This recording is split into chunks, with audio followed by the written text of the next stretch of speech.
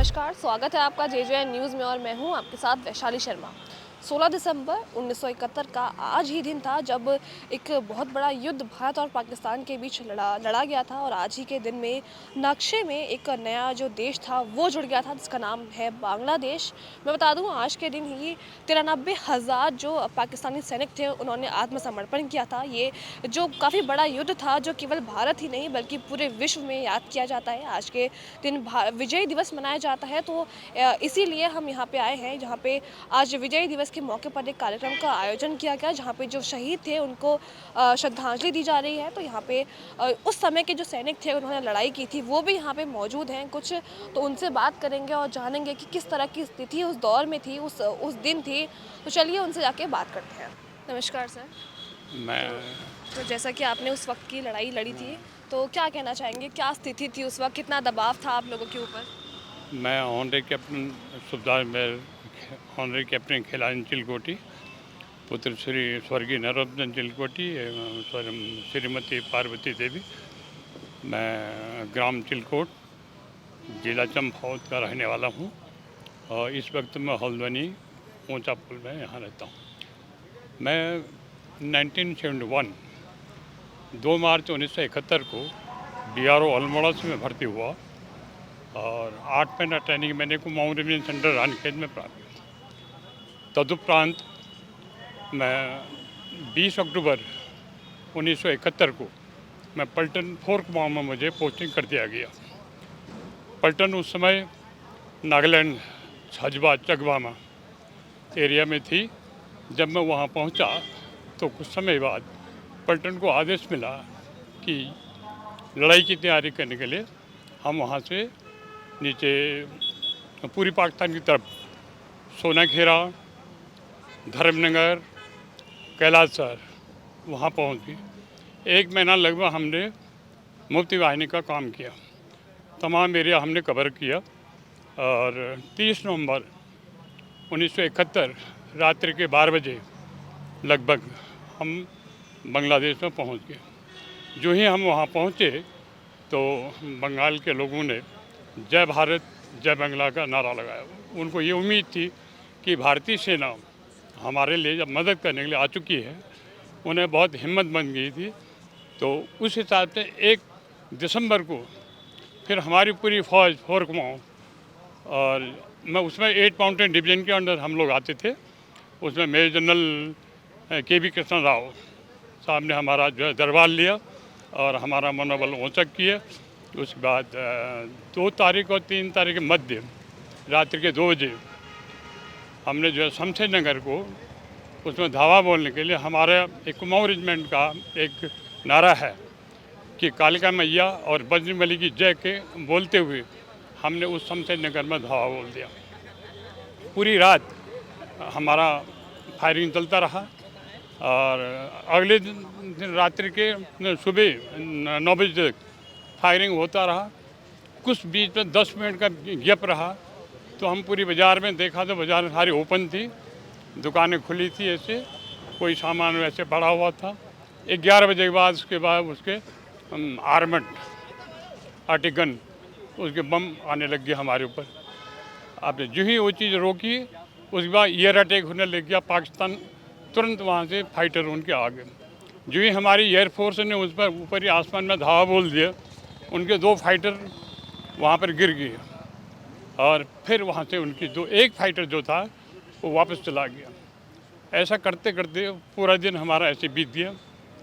फिर शाम को 4 बजे फिर आदेश मिला कि 4 कुमाऊं यहाँ से सिलहट से होते हुए मौलवी बाज़ार और चकलापुर टी गार्डन वहाँ जाते हुए अपना वो एरिया को घेरेगी और इन जगहों को अपने कब्जे में करेगी।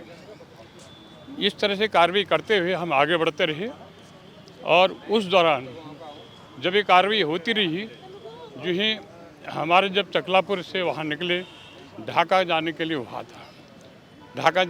हुआ था, तो उसमें पूरी पलटन को वापस का ऑर्डर मिल गया कि तुम ढाका के लिए तैयारी करेंगे।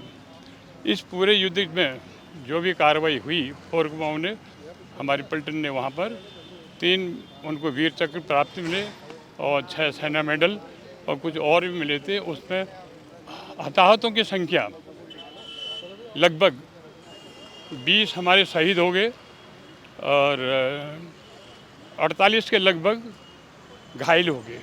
उन घायलों में मैं भी शामिल हूँ। मेरा ये पूरा बदन, ये यहाँ से ये पूरा बदन जो है घायल है। उस घायलों में मैं भी वहाँ पर था। ऐसा करते करते फिर उसके बाद पलटन को वहाँ से आदेश मिला, वो त्रिपुरा आ गई ढाका जाने के लिए। युद्ध आखिरी समाप्ति में था 14 दिसंबर को। फिर 16 दिसंबर के शाम को लगभग 4 से 5 के बीच में पाकिस्तानी सेना ने आत्मसमर्पण करने के लिए हमारे लेफ्टिनेंट जनरल जगजीत सिंह अरोड़ा साहब, जो पूर्वी आर्मी कमांडर थे, आर्मी चीफ, उनके अधीन, उनके नीचे उनके पूर्वी कमांडर लेफ्टिनेंट जनरल ए के नियाजी, उन्होंने अपने 93,000 पर लगभग और रेशनल रेस कोर्स जो ढाका जो मैदान है, उस मैदान में पूरे लोगों को अपनी पूरी सेना या हथियार वहाँ पर नीचे समर्पण कर दिए। ये कार्रवाई हमारी 14 दिन की थी।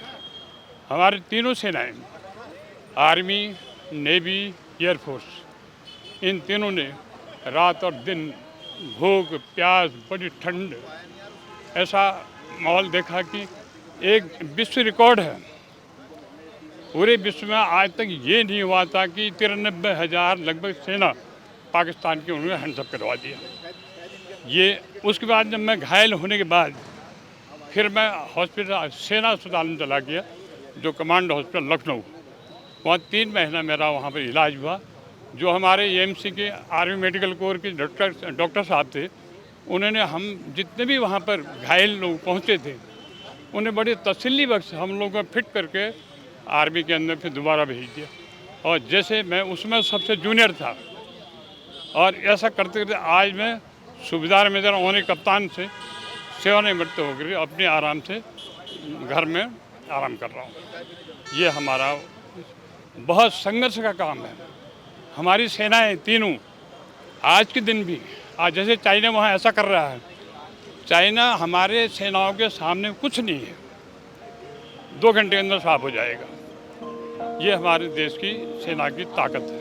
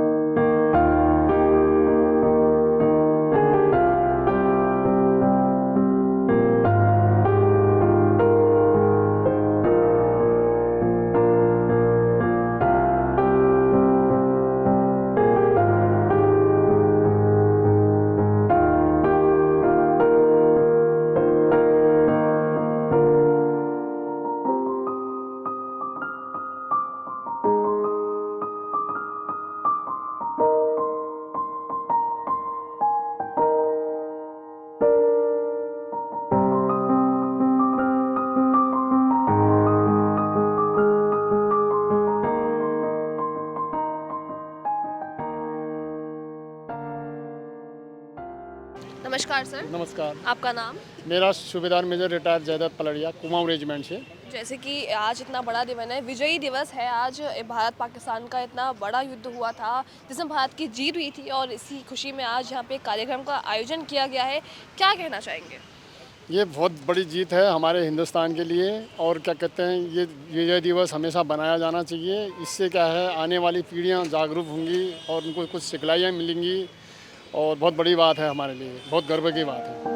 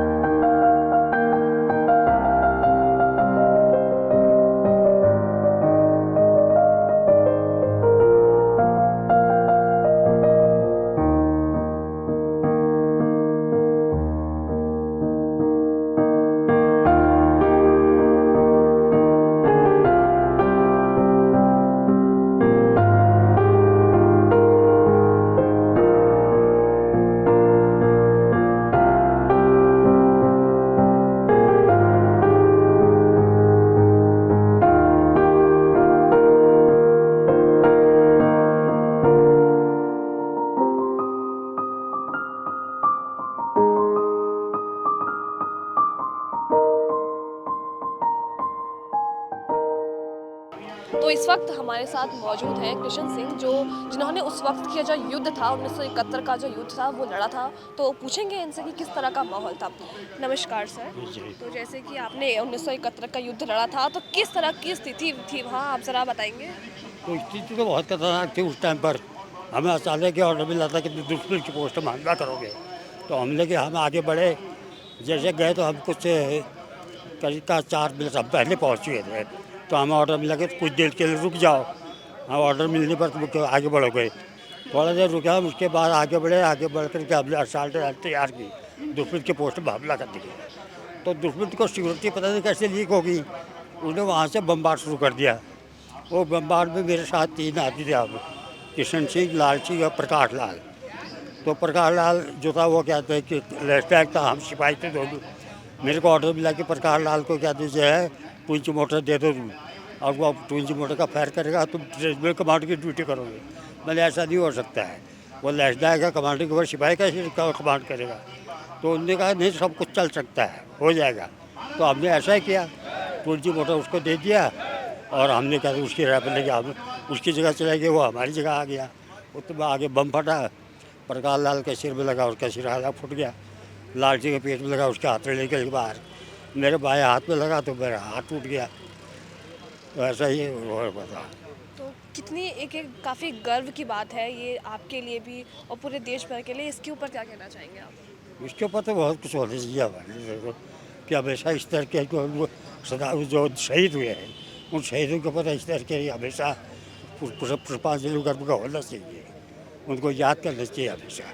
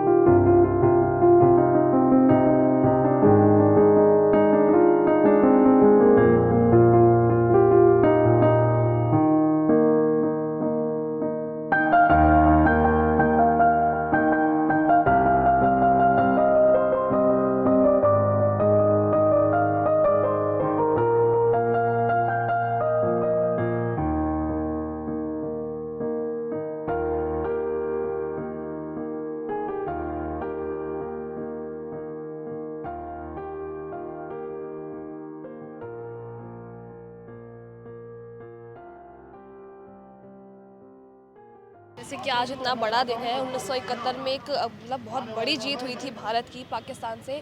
तो आज ये कार्यक्रम का आयोजन किया गया है, क्या कहना चाहेंगे। देखिए, जैसे कि आप देख रहे हैं कि यहाँ पे सभी हमारे जो एक्स आर्मी, हमारा पुलिस प्रशासन, सभी लोग यहाँ एकत्रित हैं और हम यहाँ पर एक विजय दिवस के रूप में इसको मना रहे हैं। और इसमें जो हमारे 71 के शहीद हैं उनके प्रति हम अपना सम्मान और उनके प्रति अपनी सच्ची श्रद्धांजलि यहाँ पर अर्पित कर रहे हैं।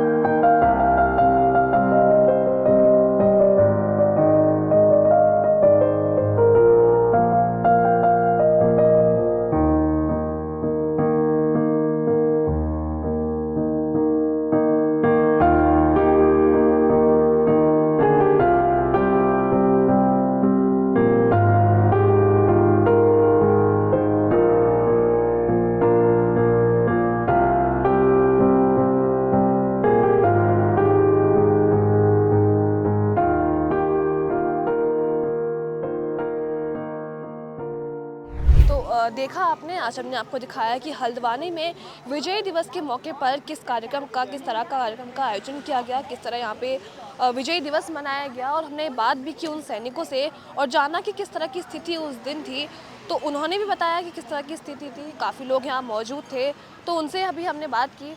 तो ये थी हमारी रिपोर्ट। मैं वैशाली शर्मा अपने सहयोगी निशा उप्रेती के साथ JJ न्यूज़। नमस्कार।